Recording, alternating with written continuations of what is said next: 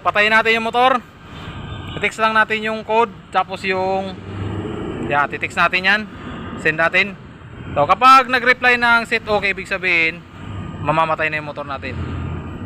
Yun, namatay yung motor natin. So try natin paandarin. Ayan, so wala na talaga siya. Wala siyang trigger.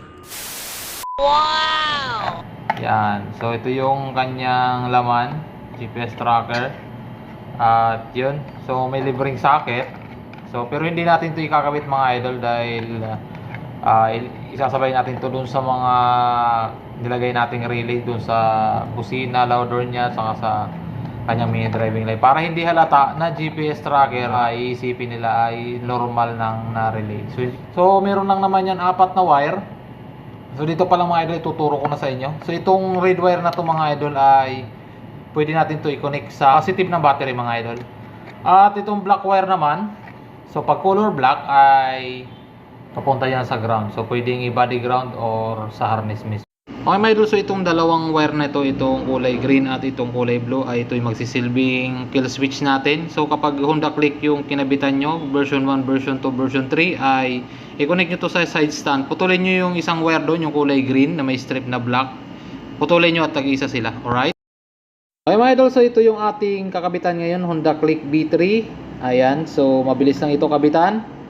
So shortcutin na natin mga idol. So ito yung aking mga ginawang accessory sa motor na to. Dito na rin natin isasama itong GPS tracker. Ayan, nagdagdag na ako ng relay socket para dyan sa ating GPS tracker. Isasama na lang natin siya para hindi halata na GPS tracker. Ayan. So itong number 86 ng relay ng GPS ay kinunik natin sa positive ng battery. Ayan, nakakunik yan dyan. Pinagsama-sama ko yan.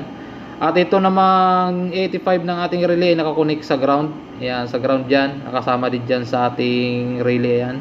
Napakagandang tingnan nito mga idol at malinis na malinis. At itong natitirang dalawang relay, itong number 30 at 87A ay pag-apak natin doon sa my side stand. So pakita ko sa inyo mga idol. At ito na mga idol yung socket ng ating side stand at may dalawang wire yan, blue at saka yung green.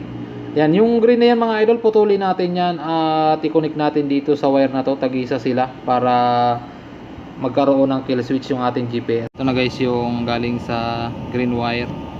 Ayan, tag-isa sila. Ito na yung galing sa pin 30 at 87A ng ating GPS tracker. So ayan, ilinisin na lang natin yan, tapos ibabalik na natin dito sa kanyang side stand. Ayan, okay na yan mga idol. At ito na yung ating socket ng ating side stand. Ayan, ibabalik na natin sa kanyang side stand. Ayan, okay na yan.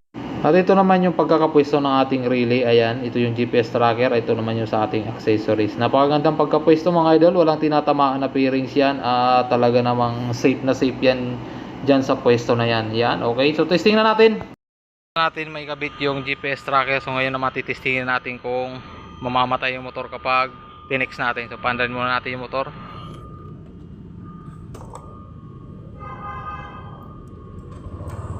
So yan, umandar.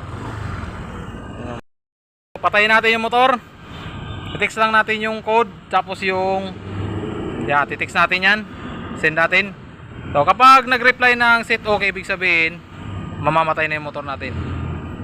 Yun, namatay yung motor natin. So try natin paandarin. Ayan, so wala na talaga siya. Wala siyang trigger. So hindi yan naka side stand. So hindi natin mapapaandar yan. So kahit anong gawin natin dyan, hindi natin mapapandar yan. Kailangan natin i-text ng 941 din yung sinit nating password. Ayan, tingnan natin. Send mo, send. Yun, kapag nag-reply ng set okay, yung ating GPS ay aandar na siya. Yun, so nag-reply na yung GPS natin ng set okay, ibig sabihin mapapandar na natin yan. So ngayon, papandarin na natin. Yun, okay. Alright. Ayun. So marami pang feature yan. Kayo na lang yung mag-discover doon sa GPS kung paano nyo isi-set, kasi masyadong hahaba yung video natin kung lahat ay isi-set natin. Mahalaga dyan yung off at saka yung on. Yan, alright.